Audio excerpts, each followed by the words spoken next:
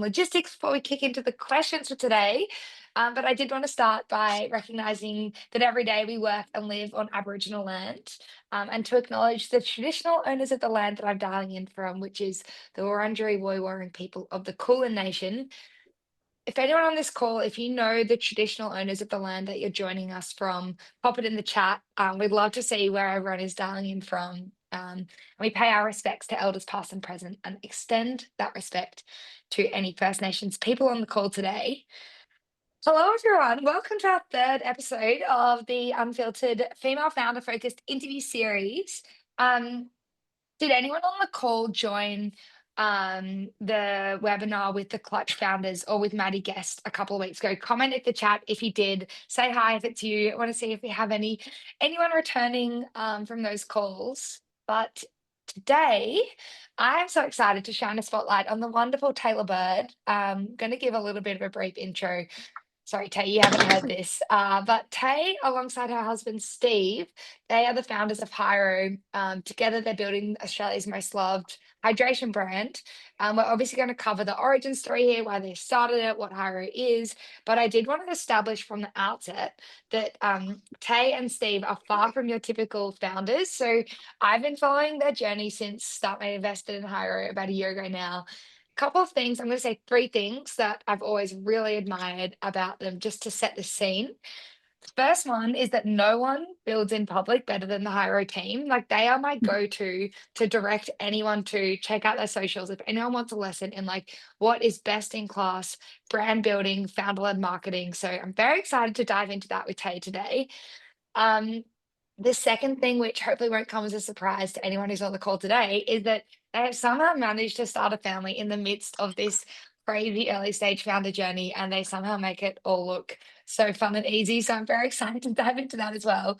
And then the third thing, to spare a moment from the product itself, which I think Tay just took a sip from, but if you haven't tried Hyro, I hopefully by the end of this call Chocolate packet, you'll yeah. be yeah, there we go. You'll be keen to Okay. order some. I think Tay's going to be kind enough to give everyone like a code to try it out for themselves. Yay, look at that. Um, Yeah, bit of but brand. Yay. I am a massive fan of the product. I think so many people don't realize that their like lower energy levels or headaches or fatigue are down to dehydration. And Harry's been a big educator for me there. So Mhm. hopefully you'll all be able to experience the magic yourselves as well.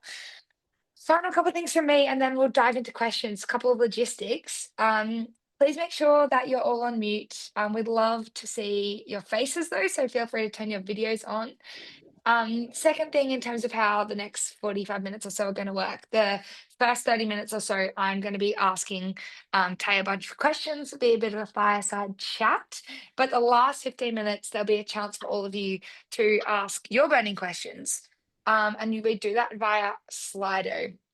So Nora will add the link in the chat. Thanks, Noz. So jump in and ask any questions and also upvote what you want to hear the answer for. Okay, sorry, that was a really big intro for me.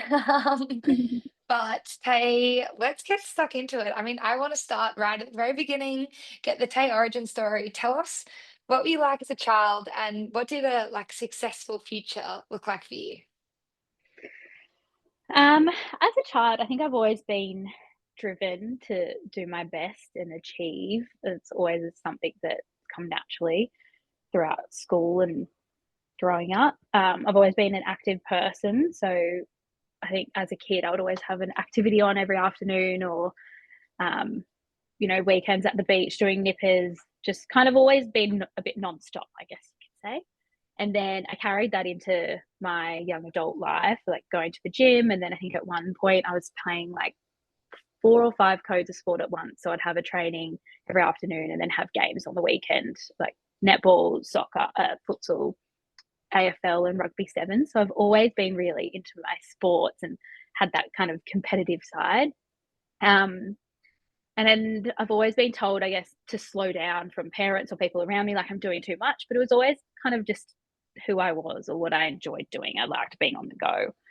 Um, and then I think ultimately success to me is when I wake up in the morning to when I go to bed at night, for the hours in between. If I've made some progress or growth towards my values, and I've kind of like looked at my values over the years, and I like to stick in the H's now, which is health, Harvey, husband, Steve, um, Hyro, and home. If I've made some progress in those, that's success to me. Yeah. I love that. The five I H's. know. So I know. sorted. Did you, this is not a scripted question, did you consider that Harvey started with H before naming him just to fit him into that? No, we didn't, but it worked. We've really brought it all together, and those values kind of got realigned. I think Steve's values are always health, wealth, love, and play. But then we're kind of, obviously, when you start a business and a family, and when you're pregnant, and there's just so many things to be balancing or trying to balance all the time. We tried to kind of figure out something that would work for me and what I could kind of focus on, and they all fit into those H buckets. So good. And being able to quote your co-founder's values is now the highest I level of know. co-founder alignment, I I think. know. So talk us, I'd love to hear a bit more about your career journey. I mean, it's so interesting hearing how founders find their way into that founding space. You started in teaching, you then moved into working in a startup before founding your own. Like, talk us through that journey. Yeah, I think, look, straight out of school, I don't think I really knew what I wanted to do. Teaching was always something that I thought I could do, and I think for me growing up, I kind of feel like sometimes we lack experience in different areas, and it's really hard to know exactly what path you want to go down. So me thinking go get a degree straight away, I just went straight into teaching, and I loved it. I've always loved being around kids. But I think in the degree, I kind of knew it wasn't going to be forever, but I thought, let's get one done. I'm going to develop lots of skills and everything along the way. But then I shortly after, well, teaching for a while, decided let's try something else. I went and did an interior design course because I've always had a creative side and love things that are aesthetic and visually pleasing. So I started doing that. Whilst doing that, I was like, I've always been someone that just likes trying different things. So I started doing some casual disability support work for a startup as a side thing while I was studying. And then that kind of opened up a door to a position as a social media coordinator for their startup, which I thought, why not give that a go? And so that was kind of like my first entry into the startup world, which I think startups are really good because it gives you the opportunity to be able to try different things because you kind of are across a lot of areas of the business. So you get a feel for areas that you like or you don't like. And yeah, you just get a bit of variety. So I did that for a while.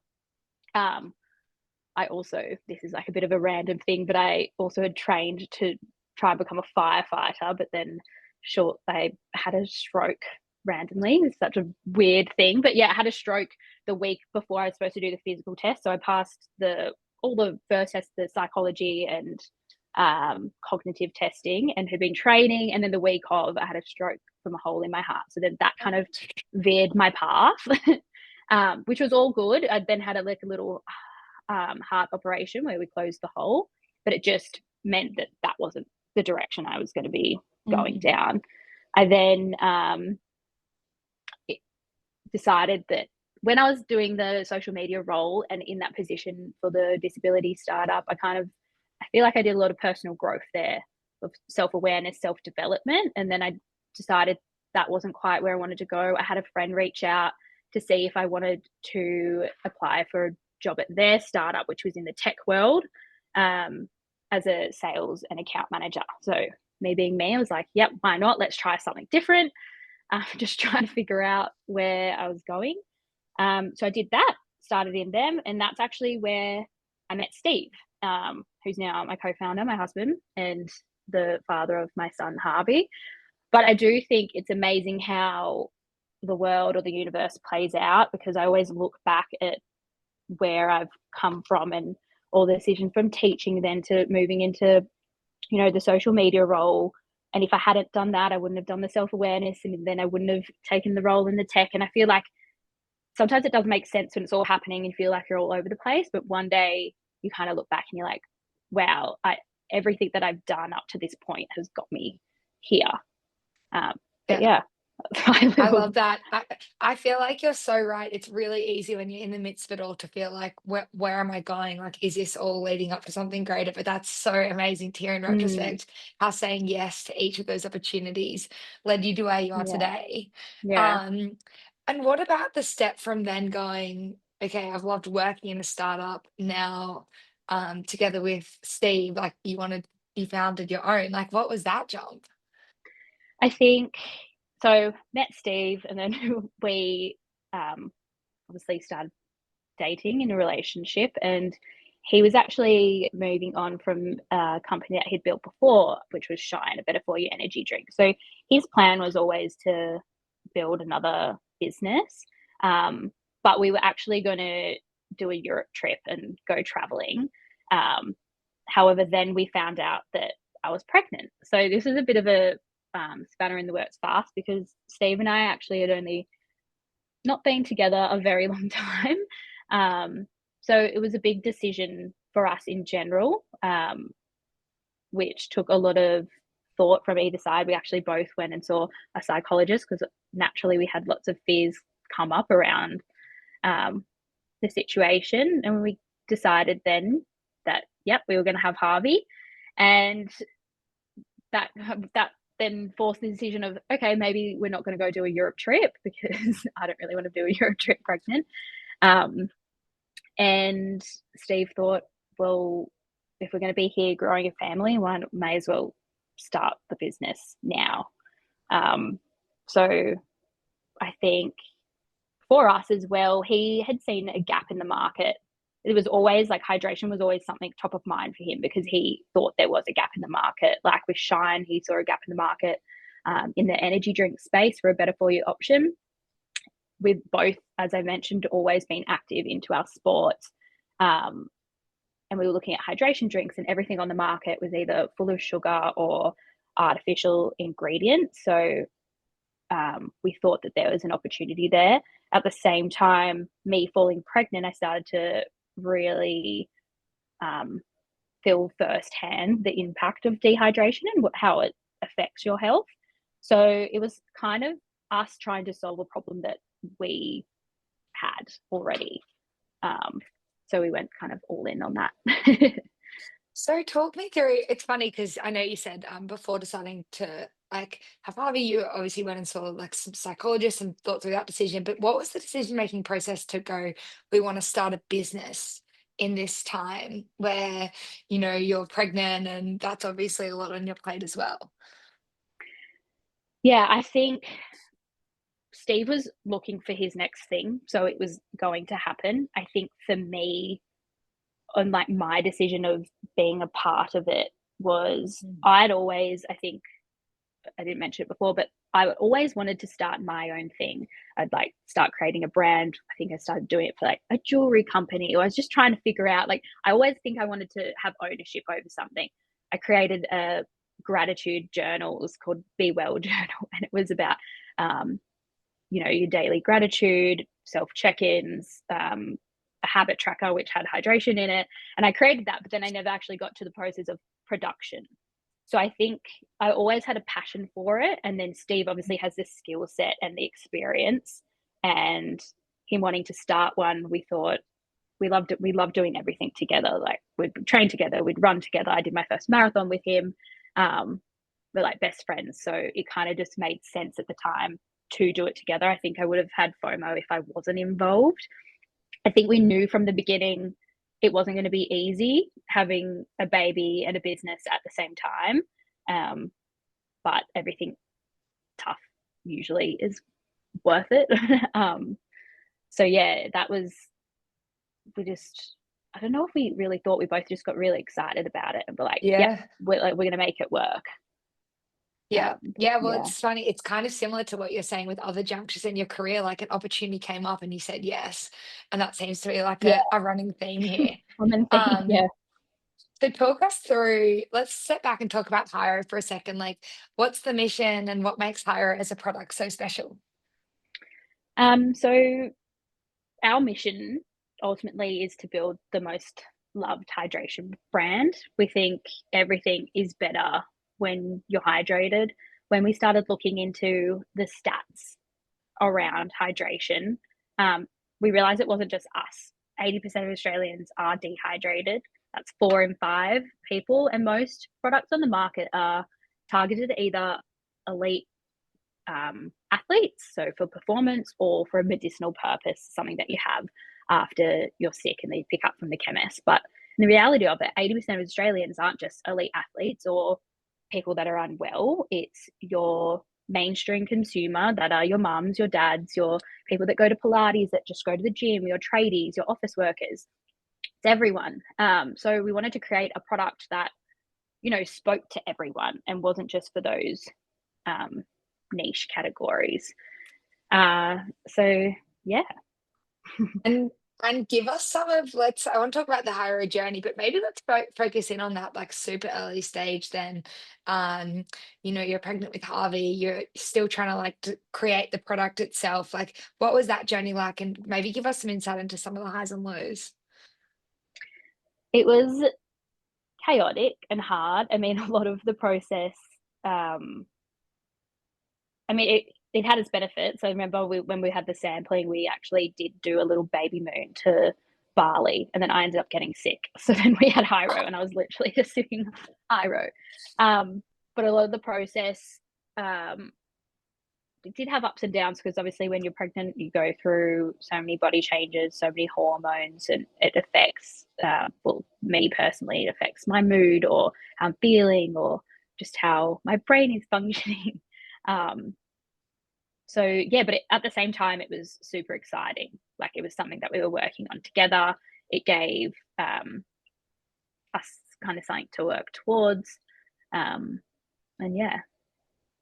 And what about since then? I mean, and I actually want to speak to you obviously had a growth. The growth at Hyro has been phenomenal. Can you give us a bit of insight into that? Like, what do you think makes Hyro so successful where other brands are maybe struggling? I don't know if I don't think it would be one thing that we've done. I think there's multiple things that we've implemented from the beginning that have got us to where we are today.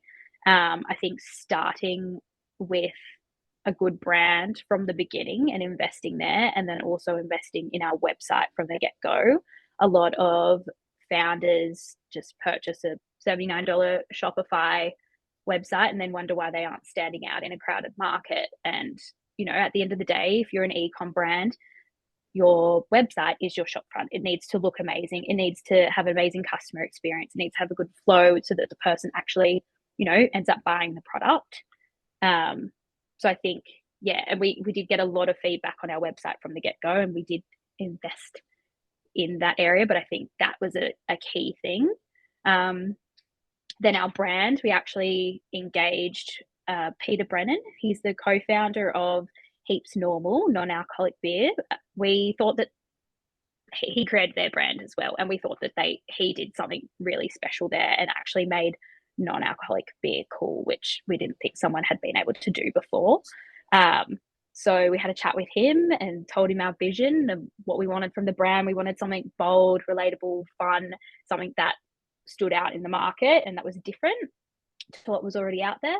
And next minute, we're doing a brand strategy in our lounge room with him, and yeah, created Hyro. And it's just amazing what goes in, like when you actually take the time to go and delve into the brand, what goes behind that.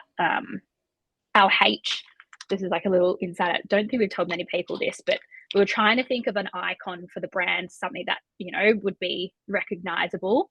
And the H actually started as 3 parallel lines across, which Peter had said was, me, Steve, and then Harvey on the way. And it was like kind of like the waves that were outside our window. So it's just like those little personal touches. But then to us, the little icon wasn't it. And then he ended up actually changing them into our H. So then now that's kind of our icon.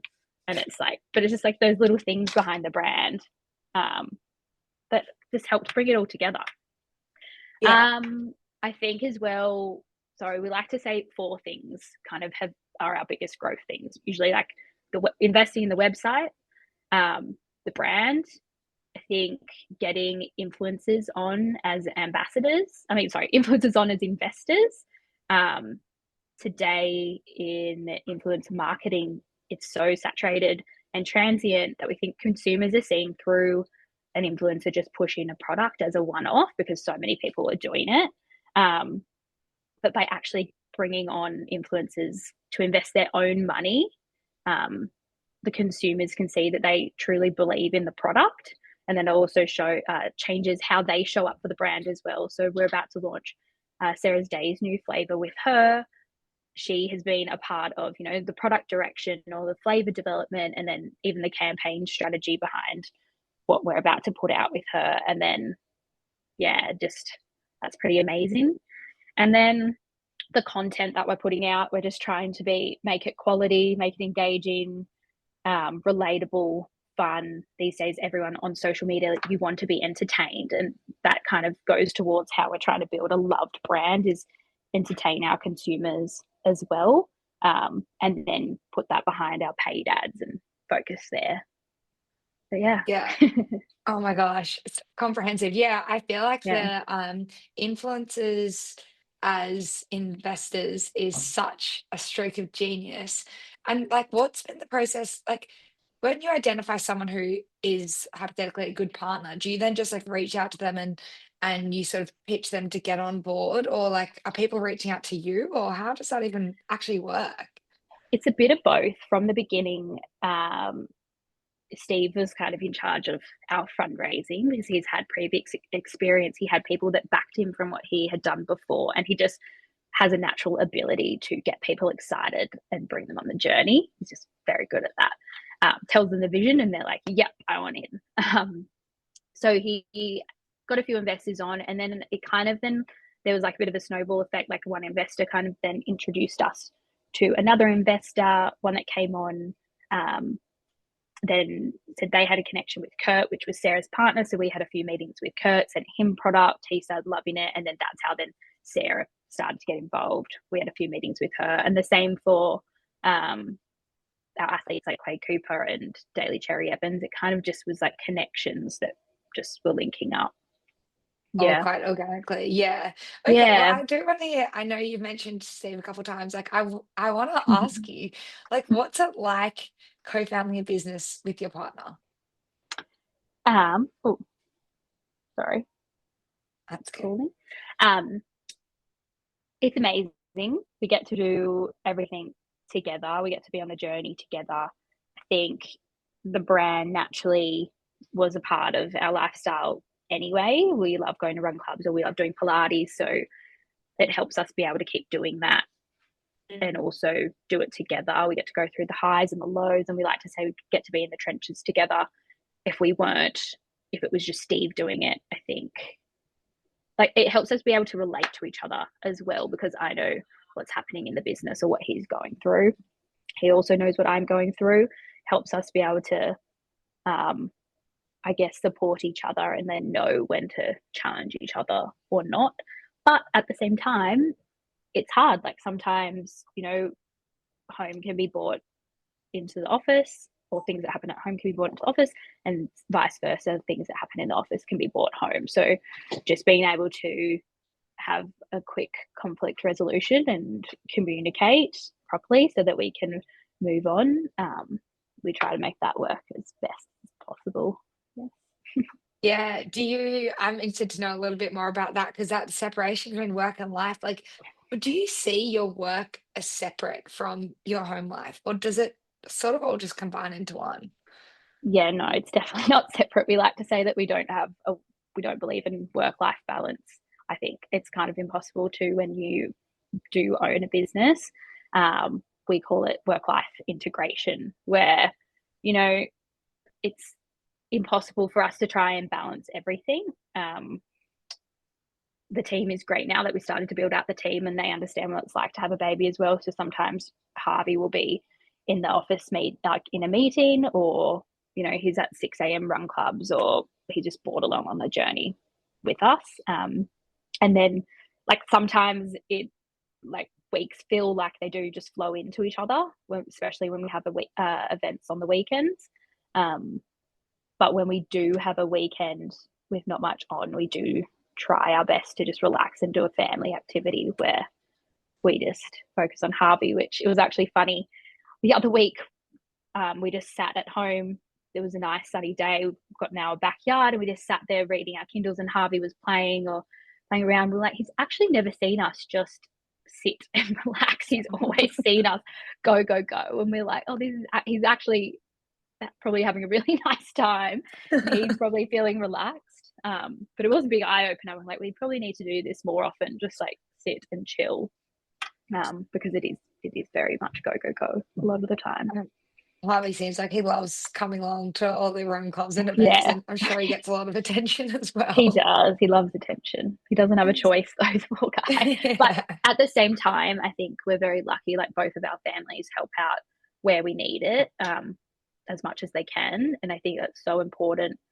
As a mum as well, I think in today's society, sometimes we think that we need to be looking after our child all the time. We have so much guilt around, and you do, because even I see myself wanting to, be with Harvey or control the situation, but from like ages in time, it was never just the mum that looked after baby. They had a village of support Mm. that would help raise the kids, and I think if you have that support, it's so important to tap into that and use it where you can.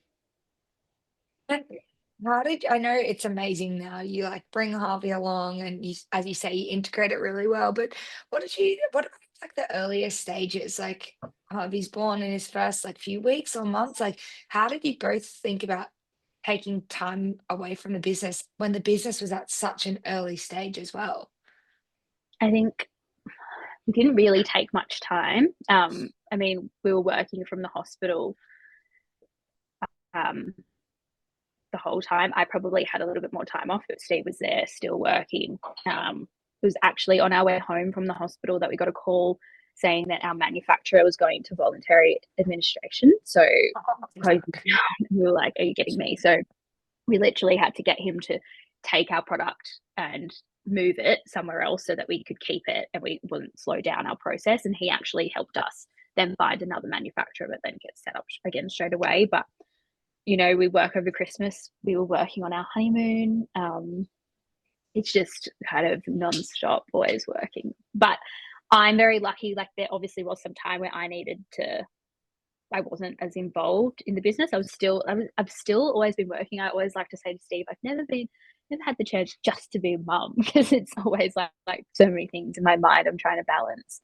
Um, but I'm lucky that I do have an A player as a business partner and life partner that I know has my back and has supported me in the business and in life as well. So lucky in that sense. Yeah, I mean, it's amazing hearing you talk so positively about working together.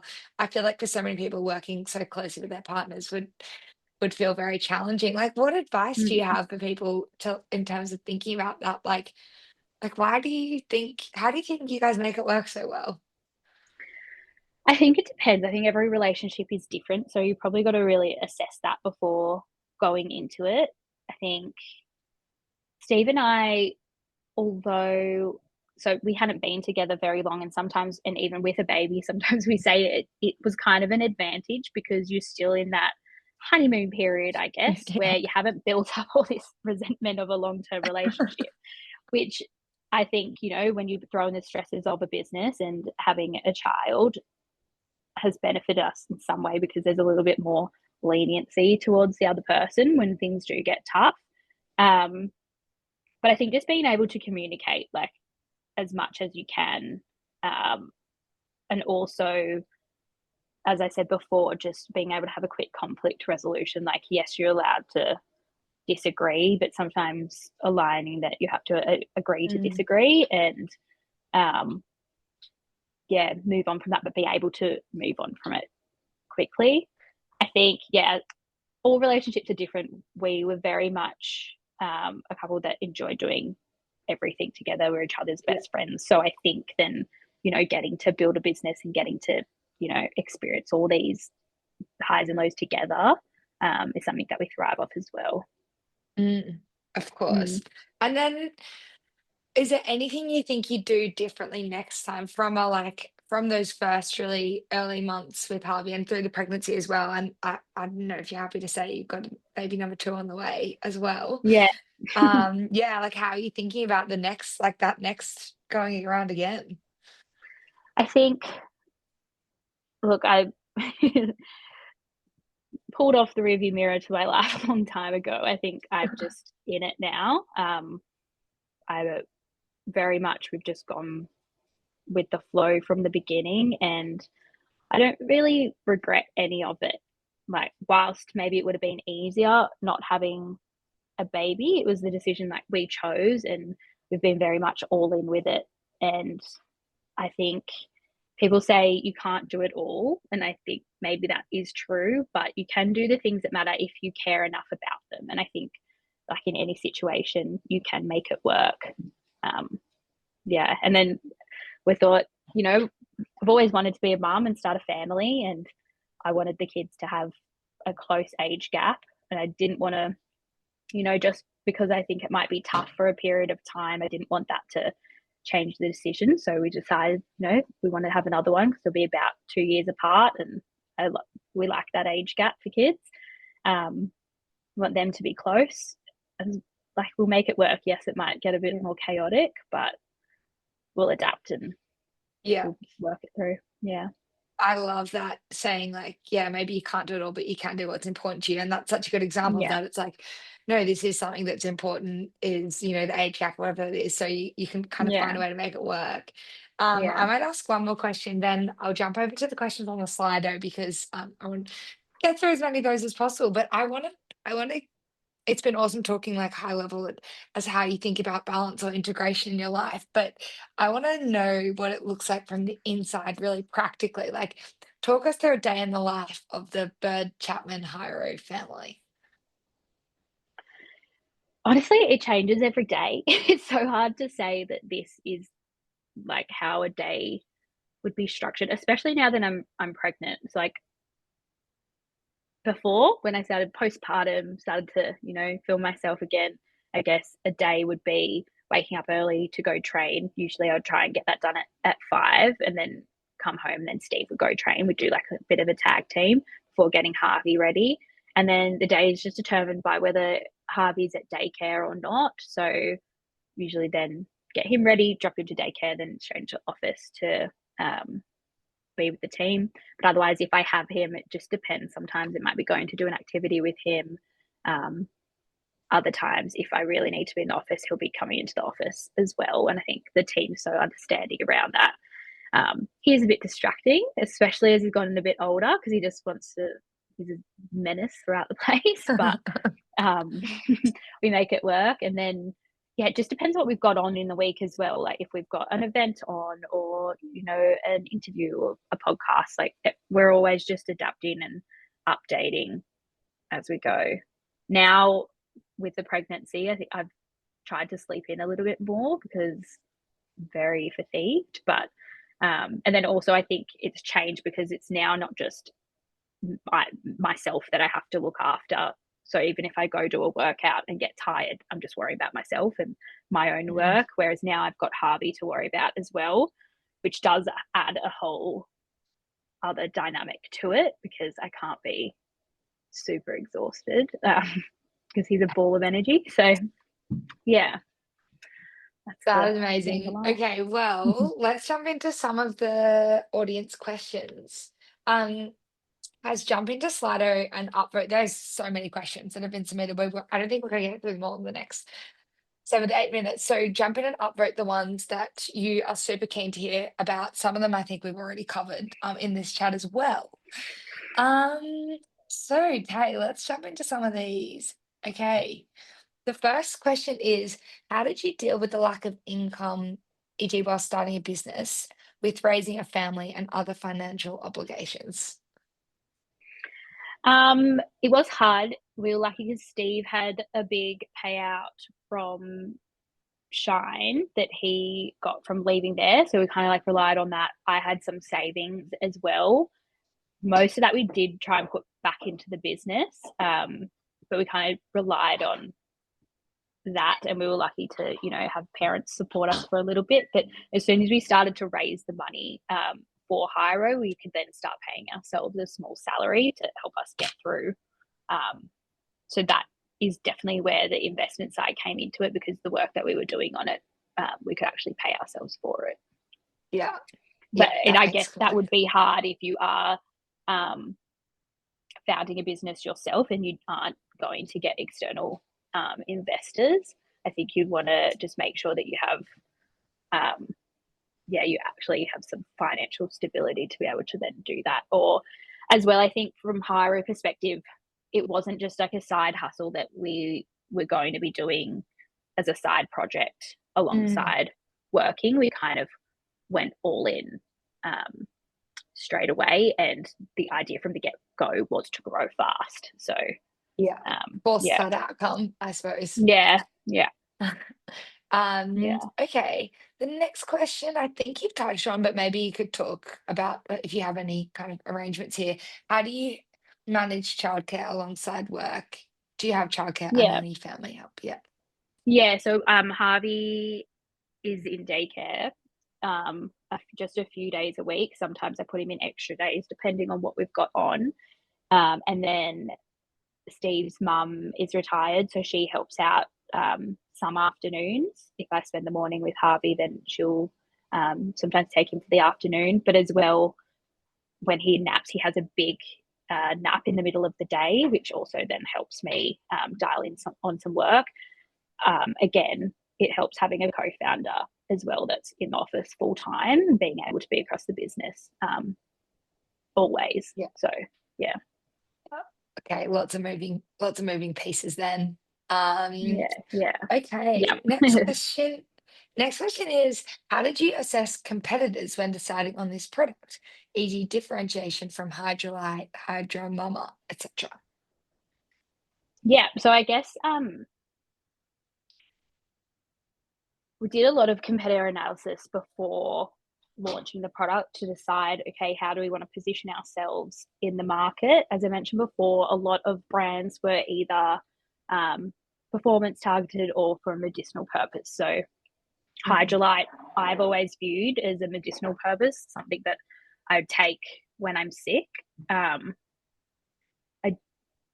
So we wanted to create, and also if you actually look into the ingredients in products, you'll actually see they're quite minimal in their electrolyte balance. So Hydrolite, you actually need 12 to 20 tablets to get the full hydrated effect, says on their packet if you have a look at it. Same for when you look at someone else that referenced Hydro Mama. The main electrolyte you lose when you sweat or even through pregnancy or breastfeeding is sodium. So you want to make sure that you have a decent amount of sodium, and then it's kind of like halves on the other one. So potassium. So for example, HYRO has 500 milligrams of sodium, 250 potassium, and 100 magnesium. So we're kind of like halving as it goes down. And then it also has its daily serve of vitamin C. If you look at those other products, they're quite minimal in the electrolytes. Some of the performance-based ones have actually a gram of salt, but because we were wanting to go for the mainstream person that needed support in their hydration daily, we didn't want to put a gram. It's there. The option is there to have another HYRO if you do a big workout or have a sauna where you're sweating more. But for the everyday hydration, to keep on top of that, that's where our kind of electrolyte balance came from. And that's where we wanted to differentiate ourselves compared to a Hydrolite or the performance. I love it. Great answer. Obviously, a lot of thinking went into that. Okay, next one you've spoken about a little bit, but maybe you could touch on the run club side, etc. So it says HYRO's clearly struck a chord with run clubs and wellness communities. What advice do you have for building true brand love early? I think we were very lucky. Like I think, as I said before, with the creation of our brand HYRO, there was a lot that went behind that with Peter, and we had a lot of comments around how much people loved the brand and what it looked like from the beginning.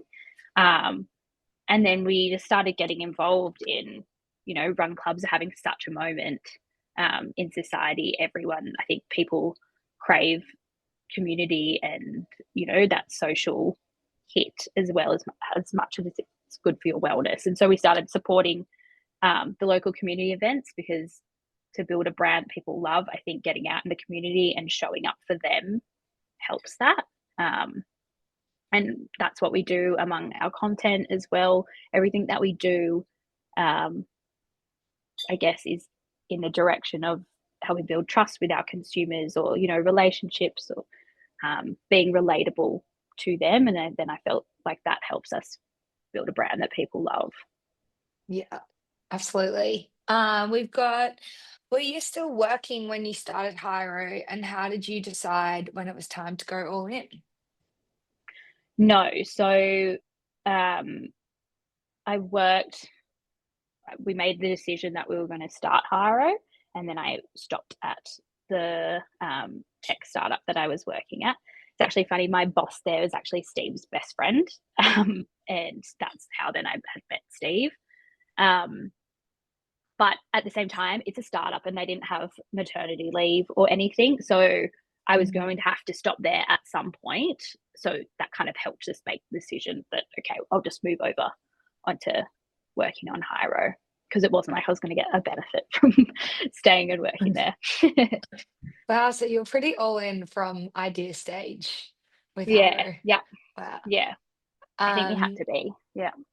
yeah, the And way with you Steve, guys if do it, anyone ever definitely. meets Steve, like, you'll know that it's nonstop. So it's kind of like Yeah. I come along for the journey, or I'm still along for the journey anyway, as well.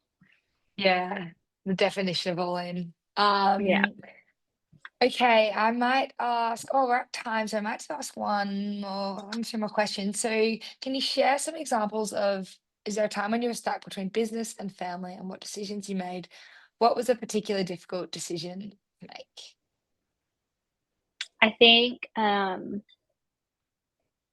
early in the piece, when I was heavily pregnant, and then the whole idea was to launch Hyro before we had Harvey. We wanted the business up and running so that when he came, we could kind of, hopefully things were all in motion.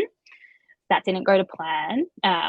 We had so many kind of setbacks, and I think early in the piece where we did our first manufacturing run, that was actually fell on my due date, and obviously it was quite a few hours out west, and so me driving in the car with the potential chance that I could have the baby, like, who knows, I had to make the decision to stay home. So Steve went and did it, and then he would send back photos of him holding the roll of packaging for the first time and like seeing all the production.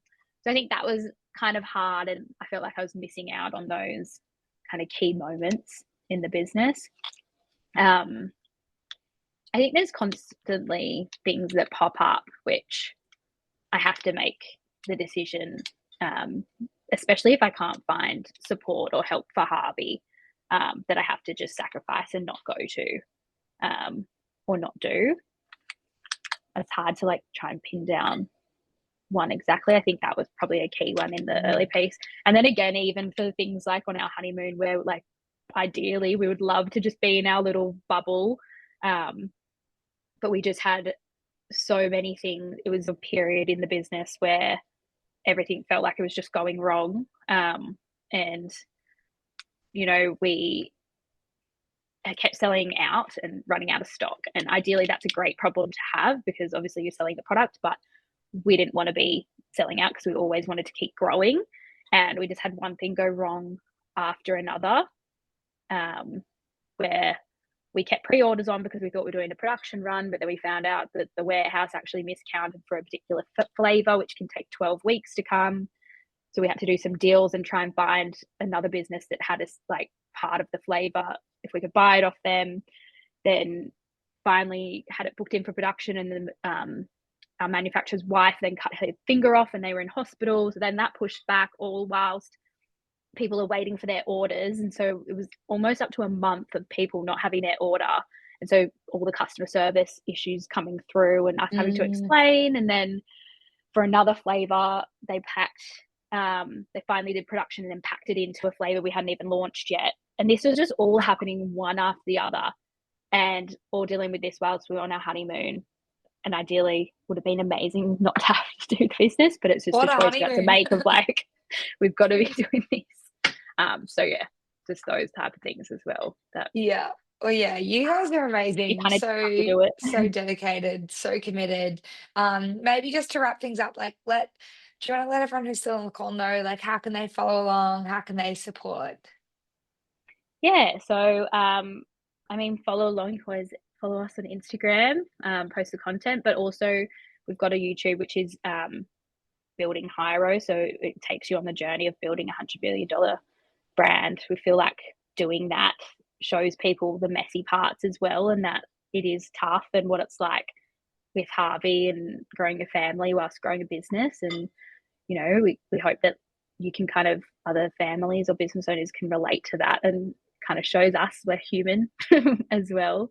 Um, and yeah.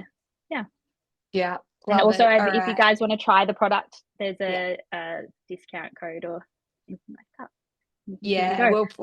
we'll put it in the post-event email as well. But thank you so much, Tay. Thank you for No, thank sharing you. all your learnings and insights from the journey so far. Yeah, I think you're amazing. What you've done is incredible. And can't wait to keep Thank you. following along on the journey. Thanks, guys. Thanks for your time as well and letting me share. Thanks, everyone. Have a good afternoon. Bye.